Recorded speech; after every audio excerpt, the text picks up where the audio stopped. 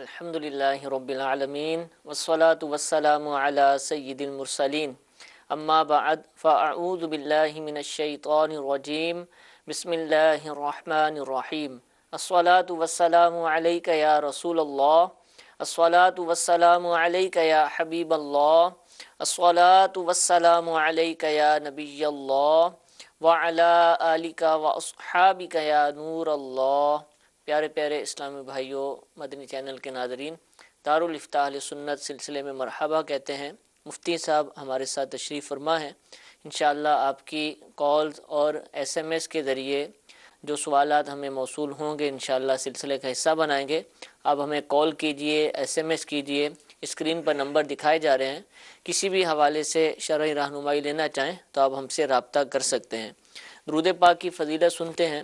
امیر اہل سنت دامت برکاتہم العالیہ اپنے رسالے ضیاء درود و سلام کے صفحہ نمبر 8 پر حدیث پاک نقل فرماتے ہیں، نبی کریم صلی اللہ تعالی علیہ وآلہ وسلم نے ارشاد فرمایا، قیامت کے روز اللہ عز و جل کے عرش کے سوا کوئی سایہ نہیں ہوگا۔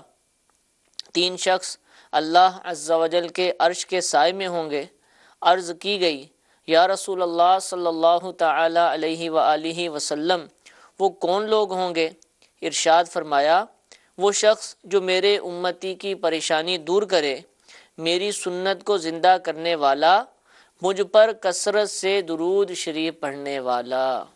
صلو علی الحبیب صلی اللہ تعالی علی محمد صلی اللہ تعالی علیہ وآلہ وسلم۔ کالز کی طرف بڑھتے ہیں، پہلی کال سلسلے میں شامل کرتے ہیں۔ یہ چلائیے۔ والد صاحب نے وہ عورتوں کو تبلیغ کرتے ہیں غیر محرم کو، تو کیا یہ اسلام میں جائز ہے یا نہیں؟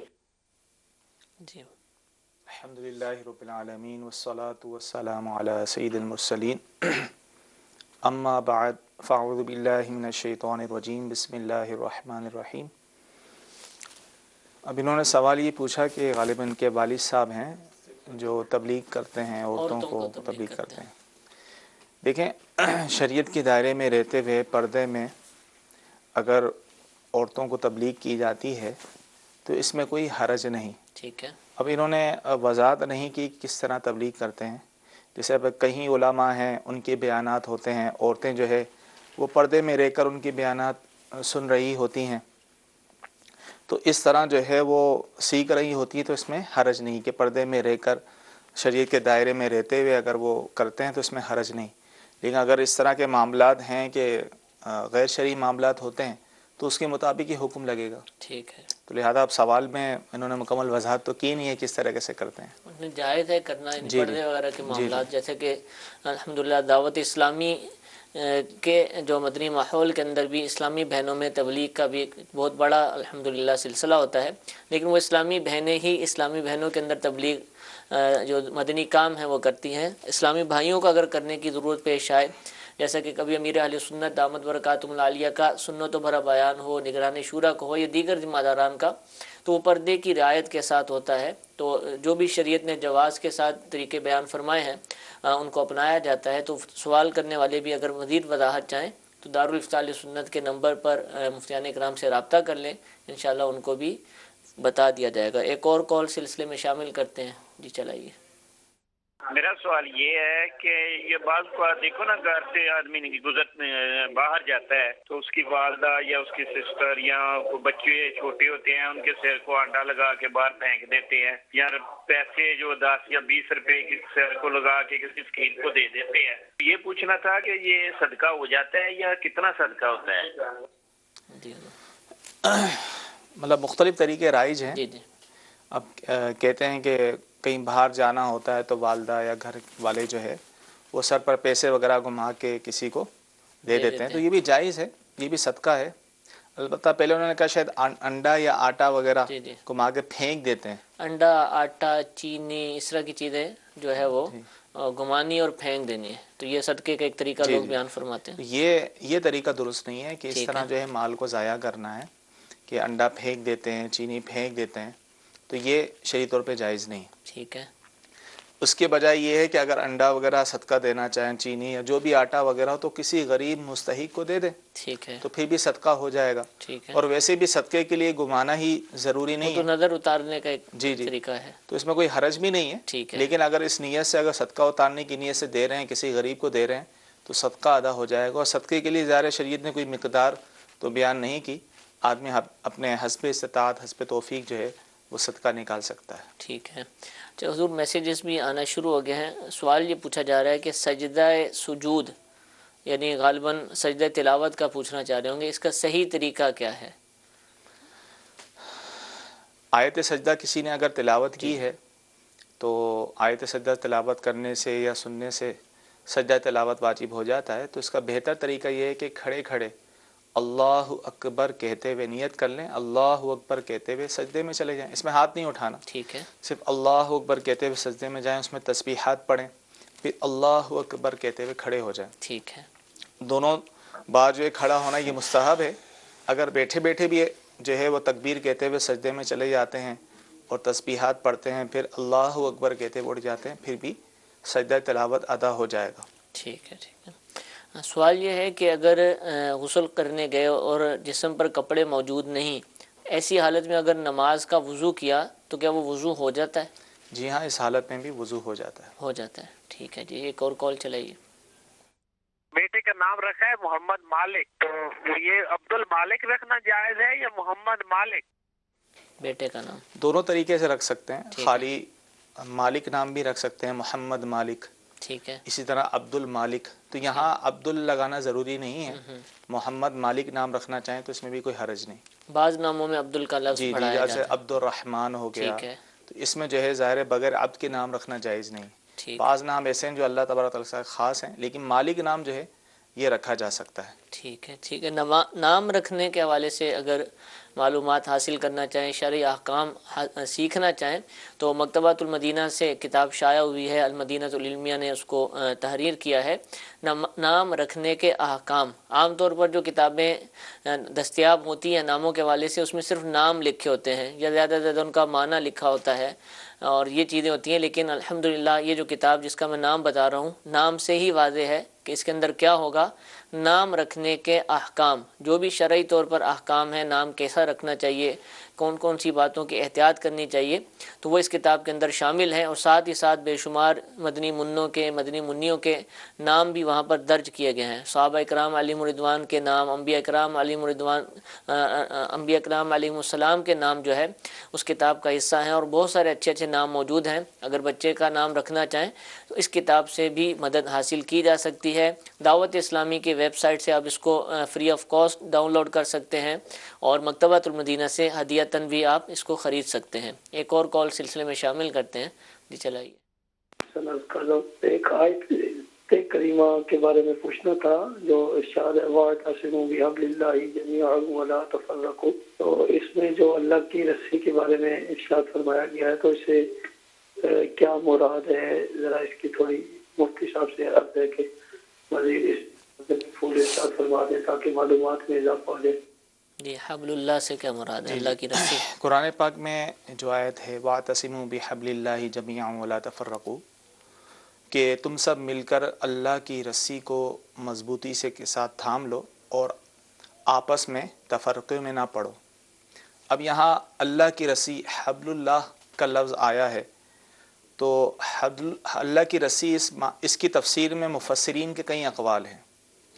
ایک قول تو یہ ہے کہ اس سے مراد قرآن مجید ہے، ٹھیک، حبل اللہ سے مراد قرآن مجید ہے، اور یہ حدیث سے بھی ثابت ہے۔ اور حضرت عبداللہ ابن مسعود رضی اللہ تعالی عنہ یہ فرماتے ہیں، ان سے مروی ہے کہ حبل اللہ سے جو مراد ہے وہ جماعت مراد ہے، اور فرمایا کہ تم جماعت کو لازم کر لو کہ وہ حبل اللہ ہے جس کو مضبوطی کے ساتھ تھامنے کا حکم دیا گیا ہے۔ اب دیکھیں یہاں جماعت سے مراد مسلمانوں کی اکثریت مراد ہے، اس سے یہ مراد نہیں ہے کہ دو تین بندے مل کر اپنا کوئی جماعت کا نام رکھ لیں اور کہہ رہے ہیں کہ ہم جماعت ہیں اور ہمارے ساتھ ملنے کا حکم آیا ہے، تو ایسا نہیں ہے، بلکہ مسلمانوں کی جماعت ہے جو قرآن و سنت پر اور صحابہ کے طریقے پر چل رہی ہے۔ اب جو لوگ اس جماعت سے جدا ہوں گے ٹھیک، وہ تفریق کریں گے، صحیح، وہ تفرقے میں پڑیں گے۔ بعض لوگ کیا کرتے ہیں تمام کی تمام جماعت کے ساتھ دیگر فرقوں بھی سب کو اسی میں لے لیتے ہیں کہ تفرقے میں پڑھیں. اب اس کی مثال آپ ایسے لے لیں کہ جو ایک خاندان ہے وہ آپس میں یکجا محبت کے ساتھ رہ رہا ہے, سب کچھ ہے, اتفاق ہے. اب اس میں سے کوئی ایک فرد جدا ہو جاتا ہے اور تفرقہ ڈالتا ہے تو یہ تو نہیں کہیں گے سب کے سب ہی غلط ہیں, بلکہ اس کو سمجھایا جائے گا اور اس کو کہا جائے گا تم تفریق نہ کرو, جماعت کے ساتھ ہی خاندان کے ساتھ ہی رہو. ٹھیک ہے. تو اسی طرح جو ایک جماعت ہے الحمدللہ مسلک اہل سنت و جماعت جو قرآن و سنت کے مطابق اور صحابہ کے طریقے پر ہے, اب جو اس جماعت سے ہٹے گا کوئی اپنا اور طریقہ اختیار کرے گا تو وہ جو ہے وہ تفریق ڈالنے والا کہلائے گا. ٹھیک ہے, تو اس سے بچنا چاہیے. حضور سوال یہ پوچھا گیا کہ پیٹ اور سینے پر جو بال ہوتے ہیں کیا ان کو صاف کیا جا سکتا ہے؟ جائز ہے صاف کرنا, ٹھیک لیکن مردوں کے لیے بہتر یہ ہے کہ سینے کے بال صاف نہ کریں. ٹھیک ہے, مردوں کے حوالے سے حکم ہے. جی ایک اور کال چلائیے گا. زہرا آباد سے بول رہا ہوں. دارالمدینہ جو دعوت اسلامی کا اسکولنگ سسٹم ہے اس میں زکوٰۃ کی رقم بچوں کی فیس میں جمع کروائی جا سکتی ہے؟ زکوٰۃ کی رقم بچوں کی فیس میں؟ جی دیکھیں زکوٰۃ کی رقم کسی عوض میں نہیں دے سکتے. ٹھیک ہے. یعنی اجرت پہ کوئی آپ کا ملازم ہے اس کی اجرت پہ آپ اس کو دے رہے ہیں, اسی طرح آپ کے بچے اسکول میں پڑھ رہے ہیں اس کی اجرت جو فیس ہے اس کی مد میں آپ زکوٰۃ دے رہے ہیں, تو اس طرح زکوٰۃ کسی عوض میں نہیں دی جا سکتی. ٹھیک ہے. تو لہذا یہاں دارالمدینہ ہو یا کوئی بھی اسکول ہو اس طرح فیس کے طور پر جو ہے وہ زکوٰۃ دینا جائز نہیں, اگر دے دی تو وہ ادا نہیں ہوگی. اچھا, یہ دو صورتیں ہو سکتی ہیں. ایک تو یہ کہ اپنے بچوں کی فیس کی جگہ زکوٰۃ دے دیں, اور دوسرا یہ کہ دارالمدینہ کو زکوٰۃ دے دیں. جیسے عمومی طور پہ ہوتا ہے کہ دارالمدینہ والے بھی دعوت اسلامی کے لیے ٹھیک ہے وہ اسکول کے لیے زکوٰۃ جمع نہیں کرتے ٹھیک ہے. کیونکہ اسکول میں زکوٰۃ نہیں لگتی. ٹھیک ہے. وہ دعوت اسلامی, کیونکہ دعوت اسلامی کے تحت ہی دارالمدینہ چل رہا ہے, تو وہ دعوت اسلامی کے لیے زکوٰۃ اکٹھی کرتے ہیں. تو اس طور پہ اگر کوئی ان کو زکوٰۃ دیتا ہے تو اس میں کوئی حرج نہیں. اور وہ لگائی کسی اور جگہ جاتی ہے, وہ کسی اور جگہ جاتی ہے, دارالمدینہ اسکول میں نہیں لگائی جاتی, کیونکہ ان کے نمائندے ہوتے ہیں. اور رمضان کے مہینے ان مہینوں میں جن مہینوں میں زکوٰۃ ادا کرتے ہیں دارالمدینہ والے بھی زکوٰۃ جمع کرتے ہیں. ٹھیک ہے. تو اس طور پر, اور وہ جو ہے جن کے بچے دارالمدینہ میں پڑھتے ہیں تو وہ درخواست ریکویسٹ وغیرہ بھی بھیجتے ہیں کہ دعوت اسلامی کو اپنی زکوٰۃ فطرہ اور قربانی کے دنوں میں قربانی کی کھالوں کی جو ہے وہ کہتے ہیں کہ دعوت اسلامی کو دیں. تو اس طور پہ دعوت اسلامی کو دینا جائز ہے, لیکن ڈائریکٹ دارالمدینہ میں زکوٰۃ نہیں دی جا سکتی فیس کے طور پر. ٹھیک ہے. تو یہ جو لی جا رہی ہوتی ہے دارالمدینہ جو دعوت اسلامی کا اسکولنگ سسٹم ہے, یا مدارس المدینہ ہے, یا جامعات المدینہ ہے, یا کسی بھی شعبے کے اسلامی بھائی یا آپ کے علاقوں کے اسلامی بھائی آپ سے رابطہ کرتے ہیں, تو وہ دعوت اسلامی کے لیے ہی مدنی عطیات وصول کرتے ہیں. پھر اس کو جو بھی شرعی تقاضے ہیں, شرعی طریقہ کار ہے, اس کے مطابق الحمدللہ خرچ کرنے کا سلسلہ موجود ہے. ایک اور کال سلسلے میں شامل کرتے ہیں. جی چلائیے. جیسا شادی یا نکاح کے دوسرے دن یا تیسرے دن پوچھنا چاہتا ہوں کہ کیا رخصت کے بعد ولیمہ کرنا سنت ہے یا نکاح کے بعد یعنی کہ ولیمہ کرنا سنت ہے؟ ہاں, نکاح پہلے ہو جاتا ہے. جی جی, کئی دفعہ دیکھیں دعوت ولیمہ سنت ہے, اور ولیمہ یہ ہے کہ شب زفاف کے بعد, یعنی جس کو سہاگ رات بھی کہتے ہیں, اور اس شب زفاف کے بعد جو ہے اگلے دن صبح جو ہے وہ اپنے دوست احباب عزیز اور رشتہ داروں کو بلا کر دعوت کر دی جائے, تو یہ ولیمہ ہے. پہلے دن یا دوسرے دن, 2 دن تک جو ہے وہ دعوت ولیمہ ہو سکتی ہے. لیکن انہوں نے کہا کہ نکاح کے بعد ہوگی یا رخصتی کے بعد. عمومی طور پہ نکاح پہلے ہوتا ہے, رخصتی بعد میں ہوتی ہے. تو رخصتی سے پہلے, شب زفاف سے پہلے ولیمہ نہیں ہو سکتا. ٹھیک ہے. وہ عام دعوت ہوگی, ولیمے کی سنت ادا نہیں ہوگی. ولیمے کی سنت جو ہے وہ شب زفاف کے بعد ہی ادا ہوگی, وہ بھی 2 دن تک. ٹھیک ہے. 2 دن کے بعد مزید اگر کئی دن گزار لیتے ہیں تو وہ پھر دعوت ولیمہ نہیں کہلائے گی. دعوت ہے لیکن جو سنت ہے ولیمہ کرنا وہ نہیں کہلائے گی. اچھا, جب یہ سنت ہے تو اس کا مطلب ہے اس کے لیے نیت بھی کرنی ہوگی کہ میں جو دعوت کل رکھ رہا ہوں یہ سنت کی نیت سے رکھ رہا ہوں. بالکل ایسی ہے. ٹھیک ہے. اگر کوئی ظاہر ہے وہ کوئی اور مضموم نیت رکھتا ہے تفاخر کی کہ میری واہ واہ ہو, ٹھیک ہے, جیسے عمومی طور پہ دیکھا یہ گیا ہے, تو وہ پھر نہ سنت ادا ہوگی, اوپر یہ ہے کہ اس پر وعید. اچھا, ویسے پتہ ہے کہ ولیمے کی دعوت کر رہا ہوں, لیکن اس کو یہ نہیں, اس کا ادراک نہیں ہے, سمجھ نہیں ہے کہ سنت بھی ہے, تو صرف ولیمے کی نیت سے ولیمہ کیا جاتا ہے. تو اب بھی عمومی طور پہ ولیمے کی نیت بھی کر لی, کوئی ولیمہ سنت ہے, یہ تقریباً لوگ جانتے ہیں کہ ولیمہ کی جاتے ہیں, تو ولیمے کی نیت سے بھی کر لی تو سنت ادا ہو جائے گی. ٹھیک ہے. تو اس کے لیکن عمومی طور پہ یہ ہوتا ہے کہ لوگ جو ہے 2 دن کے بعد بھی, جیسے شب زفاف کے 4تھے دن 5ویں دن بھی ولیمہ ہو رہا ہوتا ہے, تو اگرچہ وہ نیت بھی کر لیں لیکن وہ سنت ادا نہیں ہوگی. تو حضور اس کے عام طور پہ تو بہت بڑے پیمانے پر کیا جاتا ہے، غریب ہو امیر ہو اس کی کوشش ہوتی ہے کہ زیادہ لوگ بلائیں، لیکن جیسے کہ آپ فرما رہے ہیں کہ سنت ہے، اور اب ایک شخص ایسا ہے کہ جس کی استطاعت نہیں ہے تو وہ بڑی دعوت تو کر ہی نہیں سکتا، وہ چھوڑ ہی دیتا ہے، تو کیا ایسا اس کو مدنی مشورہ دیں گے بھلے 4 آدمیوں کو بلا کر یہ سنت پوری کر لو؟ دیکھیں اس کے لیے کوئی کثیر انتظام کی ضرورت نہیں ٹھیک ہے. ہے، آپ علیہ الصلوۃ والسلام نے بھی ولیمہ کیا ماشاء اللہ. ازواج مطہرات، اور جس میں جو سب سے بڑا ولیمہ تھا وہ حضرت زینب رضی اللہ تعالیٰ عنہ کے نکاح میں، وہ بھی ایک بکری ذبح کی تھی، جو سب سے بڑا جو ولیمہ، سب سے بڑی. ماشاء اللہ، اور بعض ازواج مطہرات کے اس میں جو ہے ستو کھجوریں وغیرہ اس پہ بھی ولیمہ ہو گیا. اس میں بھی ولیمہ ہو گیا. ٹھیک ہے، تو اس کے لیے کوئی بڑا اہتمام کرنا ضروری نہیں ہے، چند رشتہ داروں کو دوستوں کو اس نیت سے بلا کر کھلا دیتے ہیں تو پھر بھی سنت ادا ہو جائے گی. ٹھیک ہے، سنت کی نیت کریں اور اس جی پر عمل بھی کیا جائے. اسلامی بہنوں کے آئی بروز بنانا کیسا ہے؟ اگر بہت زیادہ بال ہو جائیں، لمبے لمبے ہو جائیں، پیشانی تک آ رہے ہوں تو اب کیا حکم ہوگا؟ دیکھیں آئی بروز بنانا تو جائز نہیں ہے، البتہ فقہاء کرام نے یہ فرمایا کہ ایسے بڑے ہو گئے ہیں کہ بدھے سے معلوم ہو رہے ہیں تو پھر تھوڑے بہت کاٹنے کی اجازت ہے، ٹھیک ہے، لیکن جس طرح فیشن کے طور پر جو ٹھیک باریک ہے. کرتی ہیں اس کی شرعی طور پہ بالکل اجازت نہیں ہے. اور وہ بھی جتنے بڑے ہیں اتنے ہی کاٹنے کی اتنے ہی جائے، اب کاٹ اس سکتے چکر ہیں. میں پوری جی سیٹنگ جی کر دی جائے تو وہ جائز یہ نہیں ہے. ٹھیک نہیں ہوگا. ہمارے ڈائریکٹر صاحب کا سوال آ رہا ہے بار بار کہ سردیوں میں جیکٹ پہنی جاتی ہے یا جیکٹ نما سویٹریں پہنی جاتی ہیں جو بٹن کر بند کی جاتی ہے، تو ان کو کھلا رکھ کر نماز پڑھ سکتے ہیں یا ان کی زپ لگانا یا بٹن لگانا ضروری ہے؟ شرعی طور پہ ضروری نہیں ہے. اچھا ٹھیک ہے، اگر کسی نے جیکٹ پہنی ہوئی ہے اور نیچے، کیونکہ عمومی طور پہ قمیض تو ہوتی ہے اور قمیض ٹھیک کے ہے، بٹن بند ہوتے ہیں، ٹھیک ہے، سینہ کھلا نہیں ہوتا، ٹھیک ہے، اوپر جیکٹ پہنی ہے، کوئی سویٹر پہنا ہے اور اس کے بٹن یا زپ کھلی ہوئی ہے، تو اس صورت میں نماز پڑھنے میں کوئی حرج نہیں، ٹھیک ہے، بند کر نماز لی جائے تو بلا اچھا ہے. کراہت ہو جائے گی. بند ٹھیک کر لیں تو اچھی بات ہے. ٹھیک ہے جی، ایک اور کال چلائیے گا. مفتی صاحب سے میرا یہ سوال ہے کہ جیسے مقدس اوراق ہم جسے اٹھاتے ہیں اور جو نہیں اٹھا سکتے تو ہم گناہ گار تو نہیں ہوں گے؟ مقدس اوراق کے حوالے سے سوال ہے. دیکھیں اگر مقدس اوراق اگر نظر آتے ہیں تو اس کو اگر اٹھا سکتے ہیں تو اٹھانا چاہیے. ٹھیک ہے، ٹھیک ہے نا. بعض جگہ ایسی جگہ پڑے ہوئے ہوتے ہیں کہ وہاں اٹھانا جو ہے وہ مشکل ہو جاتا ہے، تو اگر تو خاص کسی جیسے قرآن پاک کے مقدس اوراق ہیں اس طرح کے، وہاں اگر نظر پڑ گئی ہے اس پر اور اٹھانے میں بھی کوئی حرج نہیں ہے تو اٹھانا ضروری ہوگا. ٹھیک ہے، اور اگر یہ ہے کہ اس کی طرف جیسے اخبار وغیرہ پڑا ہوتا ہے عمومی طور پر پتہ نہیں ہوتا اس کے اندر کیا ہے کیا نہیں، تو وہاں اٹھانا ضروری نہیں، لیکن جہاں قرآنی آیات اس طرح کے مقدس اوراق پر نظر پڑ گئی تو اس کو اٹھانا ہوگا. ٹھیک ہے جی، ایک اور کال چلائیے. میرا سوال یہ ہے کہ مجھے پیسے ملے ہیں اور وہ کافی زیادہ ہیں سر، اور میں صبح سے ان کی تلاش میں ہوں، وہ مجھے نہیں مل رہے. اگر وہ مجھے مل جاتے ہیں تو میں انہیں دے دوں گا، اگر وہ مجھے نہ ملیں تو وہ پیسے کہاں استعمال ہوں گے؟ جی ظاہر ہے انہوں نے اس نیت سے ہی اٹھائے ہیں کہ مالک تک پہنچائیں. اس کا حکم یہ ہے کہ ایسے معاملات میں تشہیر کریں، خوب معلومات کریں.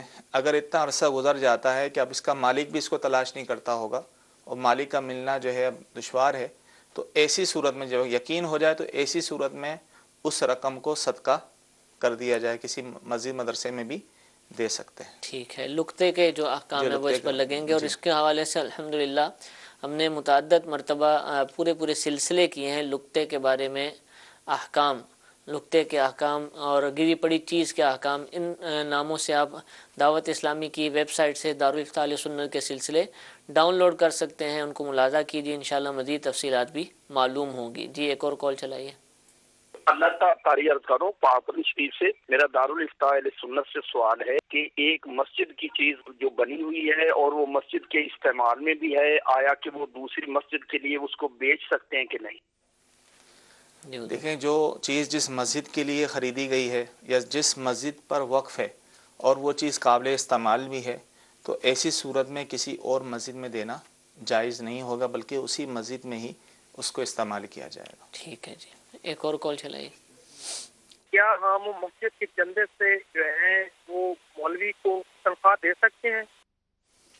امام صاحب جو ہیں دیکھیں اگر امام صاحب کی تنخواہ مسجد کے متولی اتنی رکھتے ہیں عرف کے مطابق جو واجبی طور پر ہوتی ہے تنخواہ، تو وہ مسجد کے چندے سے دی جا سکتی ہے. ٹھیک ہے، اور اگر وہ عرف سے زیادہ دیتے ہیں، عمومی طور پہ اتنی تنخواہ نہیں ہوتی، وہ زیادہ دے رہے ہیں، تو پھر مسجد کے چندے سے وہ زیادتی دینا جائز نہیں ہوگا. ہاں اپنے پلے سے دے رہے ہیں تو دے سکتے ہیں، ٹھیک ہے، لیکن اگر مسجد کے چندے سے دیں گے تو اس صورت میں توان ان پر آئے گا اور امام صاحب کو پتہ ہونے کے باوجود لینا جائز نہیں ہوگا.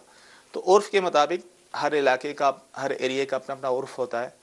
عرف کے مطابق جتنی تنخواہ بنتی ہے تو وہ مسجد کے چندے سے دی جا سکتی ہے. ٹھیک ہے. اس کی مزید تفصیلات معلوم کرنی ہو تو مفتیان کرام سے رجوع کیا جائے. سوال یہ پوچھا جا رہا ہے کہ نابالغ کے مال کو اس کے انتقال کے بعد کیا کیا جائے گا، اس کا کیا حکم ہے؟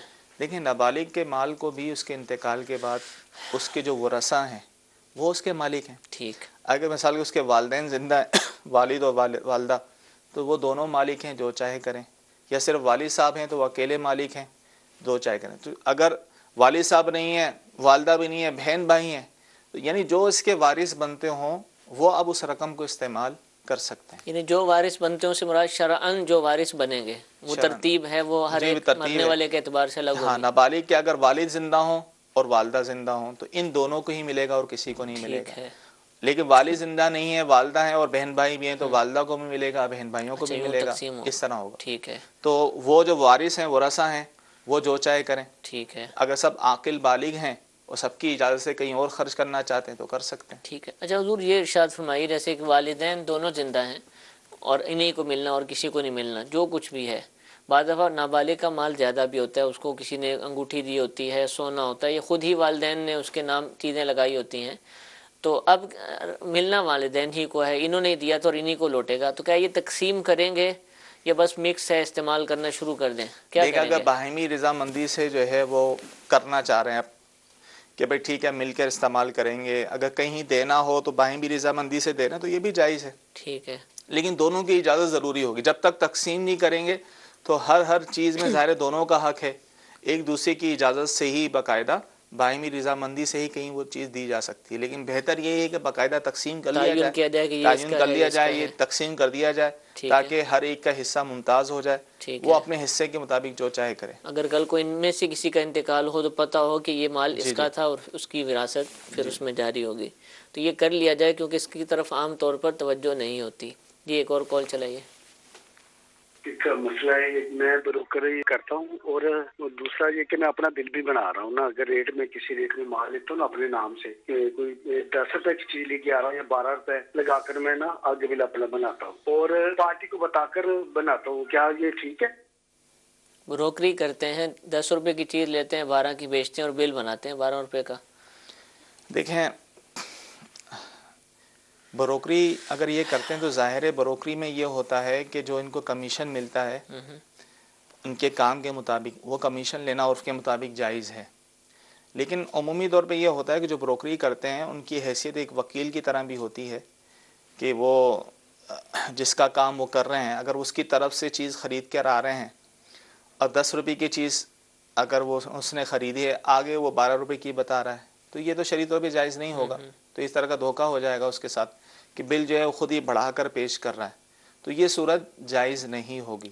اس کی مختلف صورتیں بنتی ہیں کہ بعض لوگ اس کو ٹھیکے پہ لے لیتے ہیں، بعض لوگ یہ ہے کہ وہ کمیشن کے طور پہ کام کر رہے ہوتے ہیں. مختلف صورت اس میں بن سکتی ہیں. تو لہذا دارالفعل سنت میں فون کر لیں، اپنے کام کی مکمل وضاحت کر لیں تو ان کو صحیح طریقہ بھی بتا دیا جائے. ٹھیک ہے.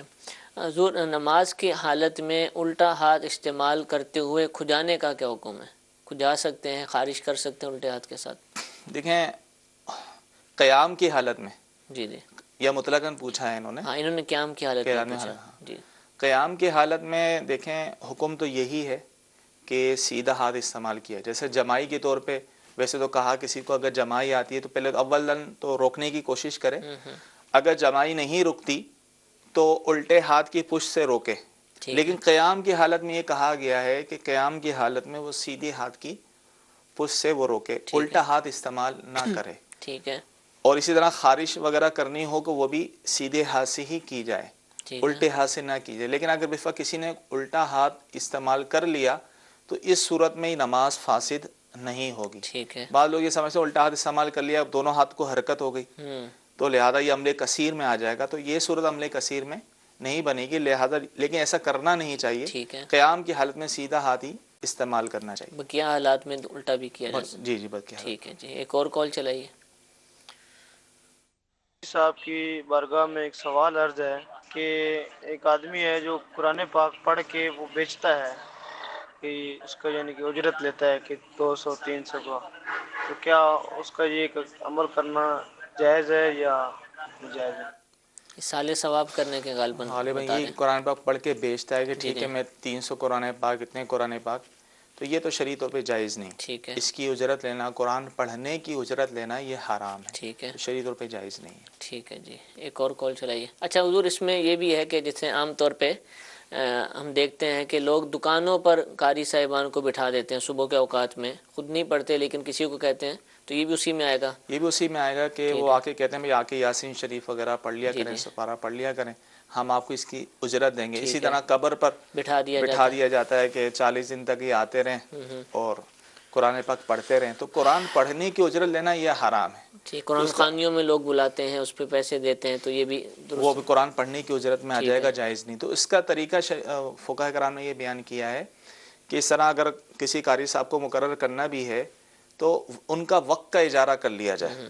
بھئی آپ اتنے سے لے کر اتنے بجے تک آپ آئیں، یہ وقت کا اجارہ ہے آپ کا، ہم آپ سے جو کام چاہیں لے سکتے ہیں، اس کے لیے کوئی اجرت مقرر کر لیں، وقت کی اجرت، پھر ان سے جو ہے قرآن پاک پڑھوا سکتے ہیں اس طرح کا. لیکن عمومی طور پہ ایسا ہوتا نہیں ہے، ٹھیک ہے. قرآن پڑھنے کی اجرت دے رہے ہوتے ہیں، تو یہ شرعی طور پر جائز نہیں. ٹھیک ہے. پڑھانے کی اجرت لینا جائز ہے، قرآن جیسے قاری پڑھانے کی صاحبان اجرت، پڑھاتے ہیں. کیونکہ اولاً تو یہ تھا کہ کسی قسم کی جو طاعت ہے، عبادت ہے، اس کی اجرت جائز نہیں تھی. ٹھیک ہے. لیکن علماء کرام نے، فقہاء کرام نے، متاخرین علماء نے چند عبادات، طاعت ایسی ہیں جس کی اجرت کو ضرورت کے تحت جائز قرار دے دیا، جیسے امام کی امامت کی اجرت، مؤذنی کی اجرت، واعظ کی اجرت، اور اسی طرح قرآن پڑھانے کی اجرت، ٹھیک ہے. تو یہ جائز ہے. قرآن پڑھنے کی اجرت جو ہے اس کی ٹھیک ہے. شرعی طور پہ اجازت نہیں ہے، وہ حرام ہے. اگر ان کاموں کے لیے اجرت نہ دی جاتی تو پھر یہ ہو نہ پاتے. جی کون جی امامت کے لیے آتا، جی جی کون قرآن پڑھاتا. تو یہ علماء نے اس کی اجازت دی ہے. جی ایک اور کال چلائیے. عمری بہت زیادہ ہیں اور گائے بگائے بیچ میں بھی رہ جاتی ہیں، تو قضاء عمری کی نیت کس طرح کرنی ہوگی، کس طرح ادا کرنی ہوگی، پہلا سوال. اور دوسرا سوال یہ ہے، اگر وضو کی حالت ہے اور نماز پڑھ لی ہے اور پھر اس کے بعد بھی وضو ہے اور کسی کی سطر پہ نظر پڑ جاتی ہے، اور یا اپنے ہی پیر میں یا گھٹنے میں اگر آپ کو کوئی دوائی وغیرہ لگانی ہے اور آپ کو اپنی قمیض اوپر کر لیتے ہیں، تو اس طرح وضو ٹوٹے گا یا نہیں ٹوٹے گا؟ پہلا سوال انہوں نے یہ کیا قضاء عمری کے حوالے سے کہ نیت کس طرح کی جائے، کیونکہ کئی نمازیں قضا ہو جاتی ہیں، یاد نہیں رہتا کہ کون سے دن کی نماز ہے. تو ایسی صورت میں پھر حکم یہ ہے، اگر کس پر بہت ساری نمازیں قضا ہوں تو یہ نیت کر لے کہ مجھ پر جو اب سب سے پہلے نماز قضا ہے، یعنی فجر کی قضا کر رہا ہے، مجھ پر اب جو سب سے پہلے فجر کی قضا ہے، یہ بھی نیت کر سکتا ہے. ٹھیک ہے. یہ بھی کر سکتا ہے سب سے آخر میں جو مجھ پر قضا ہوئی میں اس کی نیت کرتا ہوں. تو ہر نماز میں اس طرح نیت کرتا رہے تو ہو جائے گی. دوسرا سوال انہوں نے یہ پوچھا کہ وضو کیا ہے اور کسی کے سطر یا اپنی سطر پہ اگر نظر پڑ جاتی ہے تو اس صورت میں وضو نہیں ٹوٹتا. ٹھیک ہے، وضو نہیں ٹوٹے گا. جی ایک اور کال چلائیے. میرا الیکٹرانکس کا کام ہے تو میں فون پہ مال منگواتا ہوں، تو اس حوالے سے مفتی صاحب سے کچھ سوال عرض کرنا تھا کہ فون پہ مال منگوانا کیسا ہے، اور اگر ان کو وہ کہتے ہیں کہ ہمیں پہلے پیمنٹ لگوا دو بعد میں ہم مال بھیجیں گے، تو اس حوالے سے پوچھنا تھا کہ یہ کرنا کیسا ہے. دیکھیں ان کا اس طرح فون پر خرید و فروخت کرنا تو جائز ہے، ایجاب و قبول اس کی علماء نے جو ہے اجازت دی ہے. لیکن مسئلہ یہاں یہ ہوتا ہے کہ ٹھیک ہے پہلے بھی ایڈوانس میں بھی پیسے دیے جا سکتے ہیں اور بعد میں اس سے، لیکن جب تک ان کے پاس مال نہ آ جائے، قبضے میں نہ آ جائے، اس وقت تک یہ آگے بیچ نہیں سکتے. عمومی طور پہ یہ ہوتا ہے آگے سے آرڈر دیا اور اس مزید اس کے بعد پارٹی آ رہی ہے، وہ اس کو بیچ بھی رہا ہے، اس کو پتہ ہے کہ میرے پاس مال آ جائے گا تو میں اس کو بیچ دوں گا. تو جب تک اپنے قبضے میں مال نہ آ جائے اس وقت تک آگے بیچنا جائز نہیں ہوگا. البتہ ان کا جو ہے فون پر اگر کسی سے خرید و فروخت کر رہے ہیں، ان کے پاس مال ہے، ان سے مال خریدتے ہیں، تو یہ جائز ہے. تو حضور آج کل ویب سائٹس کے ذریعے بہت زیادہ خرید و فروخت ہوتی ہے. آپ آن لائن جاتے ہیں، رابطہ کرتے ہیں، وہ آپ سے رابطہ کرتے ہیں، جی ہاں یہ چیز ہم اتنے کی دیں گے، لیکن ان کے پاس وہ چیز ہوتی نہیں ہے، کیونکہ بہت ساری چیزیں بڑے بڑے ایجنٹس کے پاس ہوتی ہیں، ان کے وہ ایڈ وغیرہ چلا رہے ہوتے ہیں خود بھی ان کی طرف سے. تو جب آرڈر ملتا ہے تو اس کے بعد پھر وہ آرڈر کرتے ہیں، تو یہ بھی اسی میں آئے گا. یہ بھی اسی میں آئے گا. ٹھیک ہے. تو اس کا پھر طریقہ کار کیا اپنا سکتے ہیں، کیونکہ کاروبار تو ہو رہا ہے، وہ کاروبار کر رہے ہیں اور لوگ بھی یوں خرید رہے ہیں، ان کو بھی چیز چاہیے ہوتی ہے، اور یہ ایک آسان طریقہ ہے کہ انٹرنیٹ کے ذریعے آپ خرید و فروخت کر لیں. دیکھیں آرڈر دے سکتے ہیں. ٹھیک ہے. جیسے کہ نا شروع میں جیسے فلیٹس وغیرہ بک ہو رہے ہوتے ہیں، جی جی، تو عمومی طور پہ تو ابھی تو فلیٹ بننے نہیں ہوتے، تو شروع میں بک کرنا جائز. اچھا، اس کو کہتے ہیں بے استثناء، اس ٹھیک طرح ہے۔ آرڈر کی بے خرید و فروخت. تو یہ شروع میں بک کرنا جائز ہے. تو بکنگ کرنا جائز ہوگا، لیکن جب تک وہ فلیٹ بن نہیں جاتے اس کا آگے بیچنا جائز نہیں ہوگا. ٹھیک ہے. نہیں تو اس میں کیا کریں؟ اس میں بھی یہ کر لیں، پتہ ہے کہ ان کے پاس نہیں ہے، جی جی، یا وہ پھر ایسا کرے کہ وعدہ بے کر لیں ہاں کہ جی، ٹھیک یہ ہے میں آپ سے خریدوں گا، میں آپ کو ٹھیک بیچ، ہے، اس وقت ڈن نہ کریں سودا. ٹھیک ہے، پھر جب اس کے قبضے میں مال آ جائے پھر اس سے بات کریں، ہاں بھی یہ چیز ہے میرے پاس، میں آپ کو اتنی کی بیچتا ہوں. تو ایسی صورت میں بعد میں خرید و فروخت کی جائے. جیسے وہ رابطہ کرتے ہیں کہ انٹرنیٹ پر ہم نے جا کے کلک کیا کہ ہمیں یہ چیز چاہیے، تو اب میں جب فون کروں اگر میں بیچنے والا ہوں تو اس سے بولوں کہ ٹھیک ہے یہ چیز میں آپ کو اتنے کی دے دوں گا، جی اور جی، جب اس کے گھر لے کے جائے ڈیلیوری تو اس وقت پھر اس سے ایجاب و قبول باقاعدہ کر ایجاب لیا و جائے، قبول کر لیا پھر جائے. بھلے پیچھے خریدتا رہے. جی تو جی یوں اس کی صورت نکل سکتی ہے. جی کیونکہ میری اس طرح بات ہوئی نا تو بہت ساری کوانٹٹی میں مصنوعات ہوتی ہیں، بہت زیادہ ہوتی ہیں، اور ہر چیز ہر وقت رکھنا یہ ان کے لیے ممکن نہیں ہوتا. تو وہ پہلے طے کرتے ہیں فیس بک کے ذریعے یا کسی اور ذریعے سے، اور اس کے بعد پھر جو ہے وہ خرید کر لے کر آتے ہیں، پھر ڈیلیوری کرتے ہیں. تو وہ وعدہ بے کر لیں جیسا وعدہ کہ بے آپ نے. کر لیں. لیکن اس کی صورتحال وعدہ بے کس طرح ہوگی، کیا ہوگی؟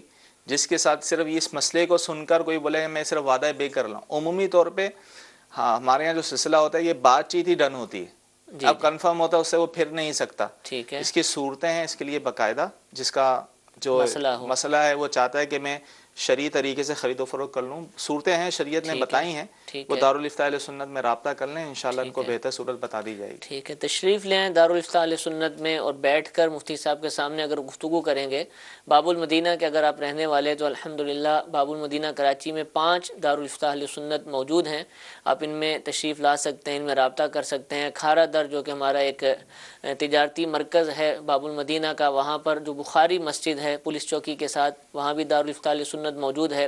ہمارا مرکزی دارالفتاء اہل سنت باب المدینہ کا کنز الایمان مسجد، بابری چوک گرو مندر، وہاں پر جہاں سبز گنبد شریف بنا ہوا ہے مسجد کے اوپر، اس کے نیچے آفس ہے، وہاں پر بھی موجود ہے. صدر کے اندر اکبر روڈ جو کہ موٹر سائیکل مارکیٹ ہے، وہاں اقصی مسجد میں موجود ہے. اسی طریقے سے فیض مدینہ مسجد کریلا اسٹاپ نیو کراچی کے اندر دارالفتاء اہل سنت کی شاخ موجود ہے. اور کورنگی کے اندر رضا مسجد، کورنگی نمبر 4 رضا مسجد بالکل چوراہے پر بہت بڑی مسجد ہے الحمدللہ، وہاں بھی دارالفتاء اہل سنت کی شاخ موجود ہے. حیدرآباد مرکز الاولیاء لاہور، فیصل آباد یعنی سردار آباد کے اندر، گلزار طیبہ یعنی سرگودا میں، راول پنڈی میں، ان دیگر شہروں میں بھی الحمدللہ شاخیں موجود ہیں. تو آپ یہاں تشریف لائیے یا دارالفتاء اہل سنت کے فون نمبرز پر رابطہ کیجیے اور اپنے کاروبار سے متعلق معلومات لیجیے، اور جو شرعی طریقہ کار بتایا جائے اس پر عمل کریں تو انشاءاللہ ہمارے رزق میں بھی برکتیں ہوں گی. ایک اور کال سلسلے کا حصہ بناتے ہیں، یہ چلائیے. میرا سوال یہ ہے کہ اگر انسان کی داڑھ یا جاڑیں خراب ہو جائیں اور یا نکلوا دی جائیں خراب ہونے کے باوجود، ان کی جگہ پر کیا نیو جاڑیں لگوا سکتے ہیں؟ داڑھی کا غالباً نہیں داڑھ کی بات کر رہے ہیں کہ یہ خراب ہونے کی وجہ سے نکال دیے جاتے ہیں، تو نئے دانت یا نئی داڑھ جو ہے وہ لگوائے جا سکتے ہیں. جی ہاں لگوائے جا سکتے ہیں، اس میں کوئی حرج نہیں. ٹھیک ہے، لگوائے جا سکتے ہیں. جی ایک اور کال چلائیے. ایمان صاحب کی تنخواہ جو ادا نہیں کر سکتے، تو آیا کہ میں بچوں کو جو صبح و شام پڑھانا ہے اس کی اجرت یعنی کہ فی بچہ کچھ اجرت مقرر کر سکتا ہوں، اور جو جمعے کا چندہ ہے وہ میں اپنی اجرت کے طور پر ہوں یا نہیں؟ اب دیکھیں یہ مخصوص صورت ہے، جی جی، شاید امام صاحب نے خود رابطہ خود ہی کیا کہ میں ایسا کیا. کر سکتا ہوں یا نہیں. اس کے لیے جو ہے وہ دارالفتاء اہل سنت کے فون نمبرز پر رابطہ کر لیں.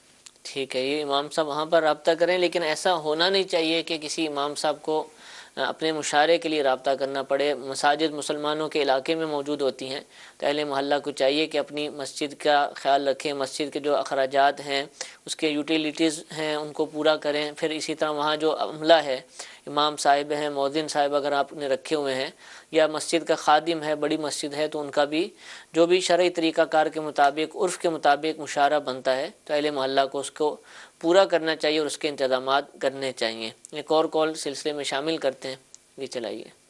میرا سوال ہے کہ یہاں پہ ہمارے اگر کوئی فوتگی ہو جاتی ہے تو ہمارے ہاں رواج ہے کہ یہاں پہ ختم کل 10ویں کا ختم اور 40ویں کا ختم دلایا جاتا ہے، اور ہمارے ہاں بہت خرچہ کیا جاتا ہے. تو یہاں پہ جو غریب لوگ ہوتے ہیں وہ افورڈ نہیں کر سکتے، تو اس کے متعلق کیا ہے کہ یہ سنت ہے یا دلانا چاہیے، یہ ثواب ہے، کیا کرنا چاہیے اس کے بعد؟ جی حضور. دیکھیں اب یہ باقاعدہ ایک رسم بن گئی ہے.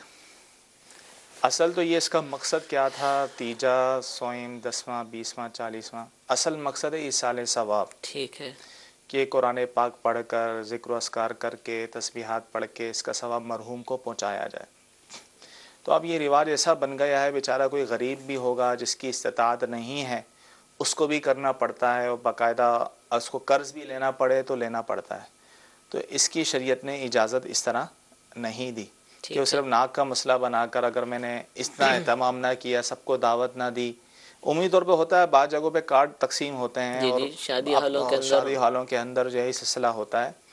تو شریعت نے ایسی کوئی قید نہیں لگائی. اصل مقصد ایصال ثواب ہے، اور عمومی طور پہ ذہن میں ہوتا ہی نہیں ہے ایصال ثواب کرنا ہے، کیا کرنا ہے، ایک رواج ایک بن گیا ہے.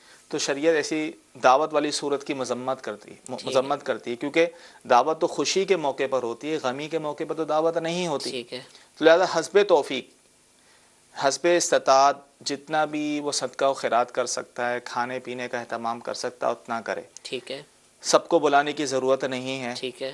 غریب مستحقین جو ہے ان کو بلا کر ان کو ہی کھلا دے. ضروری نہیں ہے کہ تمام رشتہ داروں کو ہی دعوت دینی ہے، کوئی خوشی کا موقع نہیں ہے کہ سب کو دعوت دیں.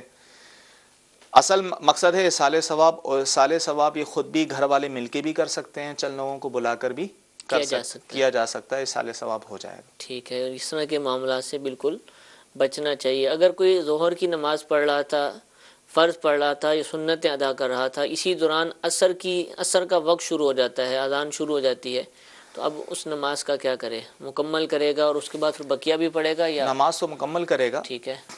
لیکن اگر کسی نے وقت کے اندر تکبیر تحریمہ کے لیے، یعنی فرض پڑھ رہا تھا، ظہر کے 4 فرض، تکبیر تحریمہ اللہ اکبر تو وقت کے اندر کہی، دوران نماز جو ہے وقت ظہر جاتا رہا اور عصر کا وقت داخل ہو گیا، تو ایسی صورت میں وہ نماز ادا ہی کہلائے گی، قضا نہیں کہلائے گی. ٹھیک ہے.